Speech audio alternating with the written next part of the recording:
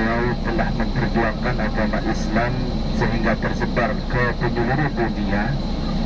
Tersebar ke penjuru dunia tidak semudah dengan apa yang kita bayangkan.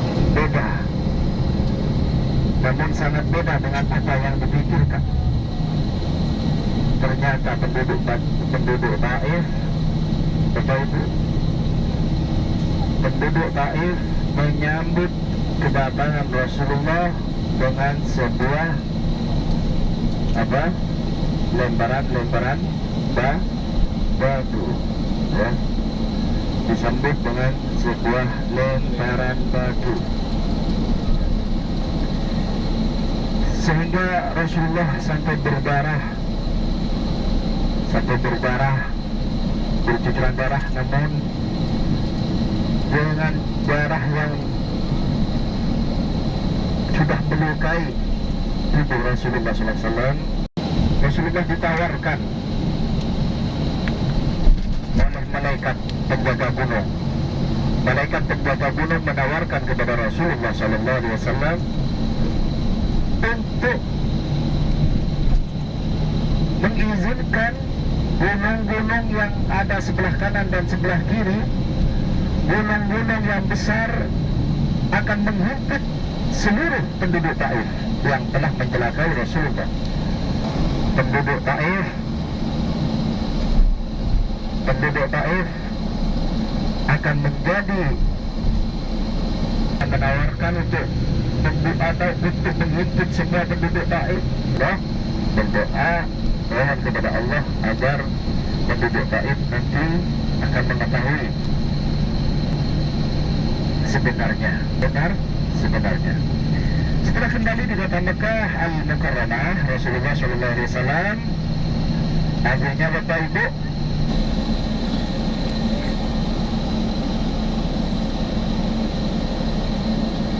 ini Jabal Sur Bapak Ibu di depan. Itu ada orang jalan, ya, naik Jabal Sur. Jabal Sur ini ketinggiannya kurang lebih 750 meter dari permukaan bumi. Kurang lebih nanjak mendaki Gunung Sur.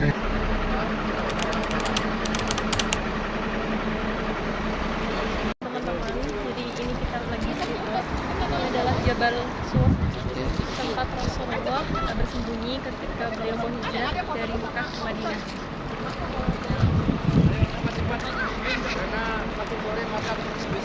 Perjalanan yang luar biasa Bapak Ibu, naik turunnya ini memakan waktu yang luar biasa. Jadi kurang lebih naiknya saja kalau dalam keadaan fit saja, kita bayangkan. Kalau nggak ada ambulan harus siapkan tutup lubang kali lubang.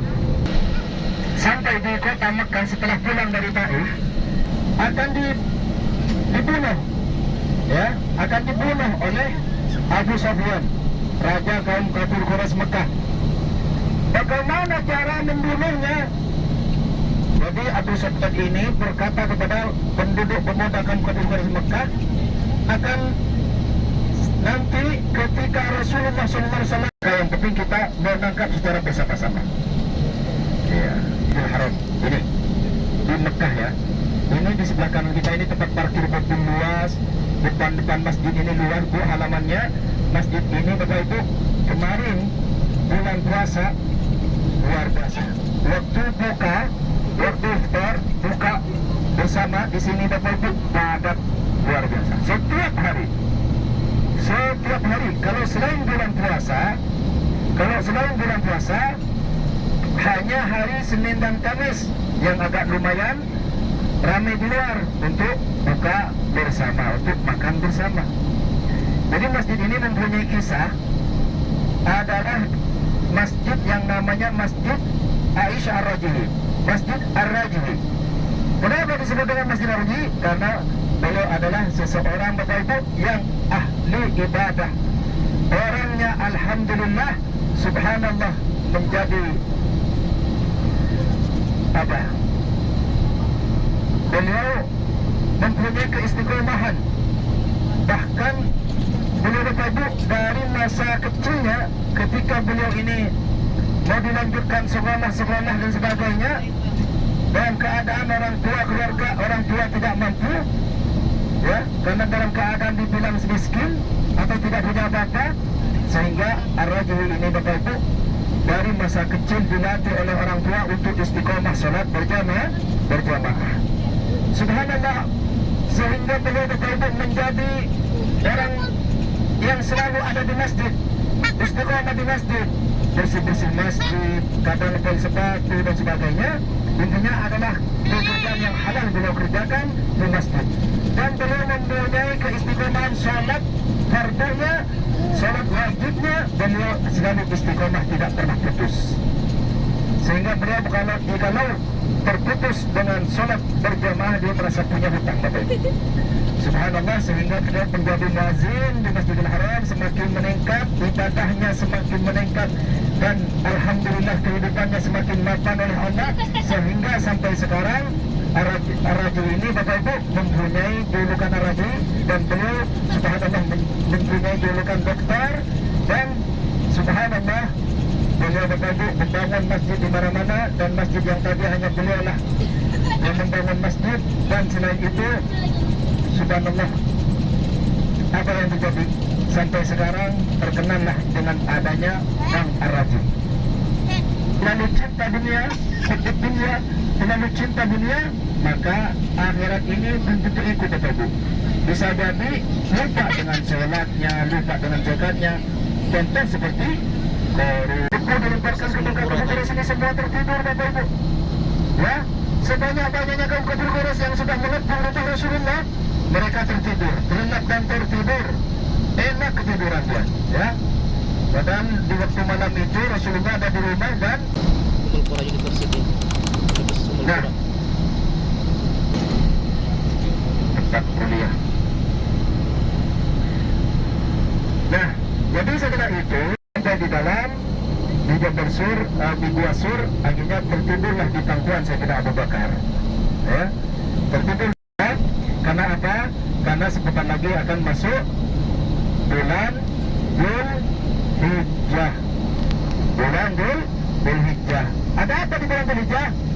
Tanggal 9 Dzulhijjah itu adalah waktunya orang-orang melaksanakan wukuf di padang Arafah. Sedangkan orang wukuf harus berada di dalam tanah haram Arafah. Al-Hajju Arafah. Haji itu berada di padang Arafah.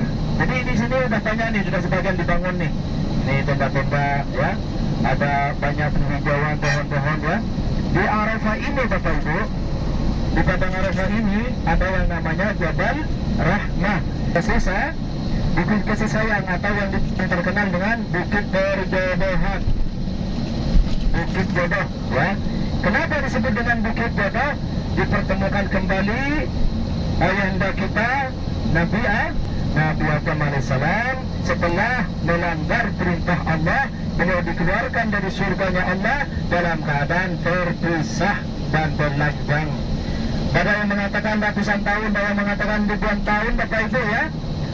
Dipisahkan dengan keluarga, dengan istrinya Bapak Ibu, sehingga dipertemukan kembali oleh Allah Subhanahu wa taala, puncaknya di Jabal Rahmah. Di mana Jabal Rahmah? Yang depan nanti kita akan sampai, yaitu Jabal Rahmah yang disebut dengan Bukit Kasih Sayang. Pada tanggal 9 Dzulhijjah. Pada tanggal 9 Dzulhijjah, di sini adalah tempat istijabah. Berhubung di sini Jabal Rahmah, kapanpun, dimanapun, yang penting di Jabal Rahmah di Arafah ini ada batas-batas khusus, ada batas tanah haram dan tanah halal Arafah. Makanya di sini Bapak Ibu di sebelah kanan ini yang disebut, yang terkenal dengan Jabal Rahmah. Jadi yang mau berdoa, apalagi yang suami istri, silahkan berdoa. Bapaknya berdoa, ibunya yang aminkan. Kalau saat amin dengan khusyuk nangis-nangis, tolong bapaknya bilang, "Pak, kalau doa jangan bunyikan di dalam hati, karena nanti Bapak Ibu doa bapaknya nyeleweng, ibunya tetap mengaminkan. Nah, nanti setelah pulang dikabulkan oleh Allah dengan permintaan, ya Allah, setelah pulang nanti berikanlah istri yang kedua dan ketiga, ibunya di belakang, amin ya Allah, kabulkan doa ayah, kabulkan doa suamiku." Nah, ini dicatat sudah.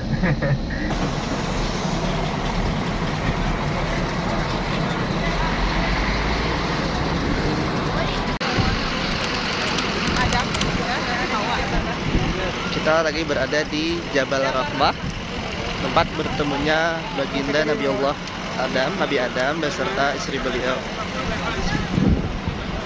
Di sini ya, jadi bukit pertemuan. Di sini kita nanti akan berdoa semoga rumah tangga kita harmonis, bahagia, nanti dikaruniai keturunan yang soleh-solehah. Sekarang kita ada di Jabal Rahmah, di tempat bersama Nabi Adam dengan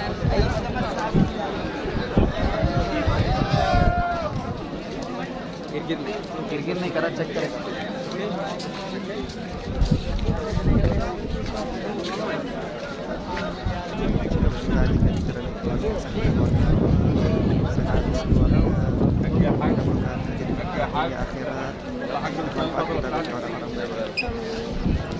insya Allah juga satu tempat yang mustajabah buat doa. Semoga doa kita dikabulkan.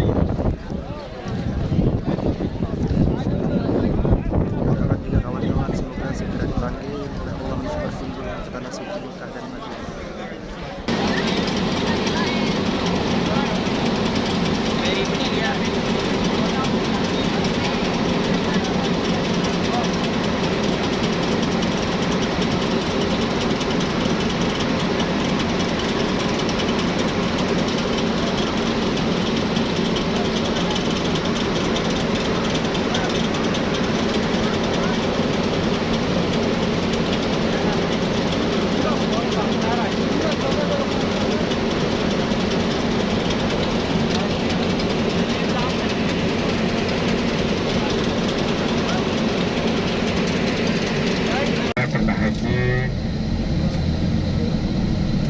Saat ini banyak perubahan ya, banyak Indonesia dari Kementerian atau dari Raja Indonesia, Raja Presiden Indonesia. Di masa itu terkenalnya ini Bapak Ibu yang disebut dengan pohon Soekarno, terkenal dengan pohon Soekarno ya. Jadi pada tanggal 9 Dzulhijjah jemaah haji ini berangkat dari tempat masing-masing, baik dari tempat tinggalnya ataupun dari hotel, dari mana, dan tidak semudah yang kita jalani, kita kembali dalam keadaan telanjang. Sampai di ujung atas itu turun lagi ke sebelah kirinya. Sampai ujung atas turun lagi ke sebelah kiri, di situ masuk ke dalam lubang gua, di situ setelah ayo ya, jadi ini gua Hira, di mana Rasulullah SAW menerima wahyu. Malaikat Jibril datang kepada Rasulullah, dan Jibril datang kepada Rasulullah. Ibu, tolong barang-barang, terutama yang ada di atas bis, nanti jangan sampai ada yang ketinggalan di dalam bis. Karena bis kalau sudah keluar, bisa dan barang ketinggalan susah bisa dihubungi lagi. Jadi hati-hati barang-barangnya. Sedikit saja nanjak.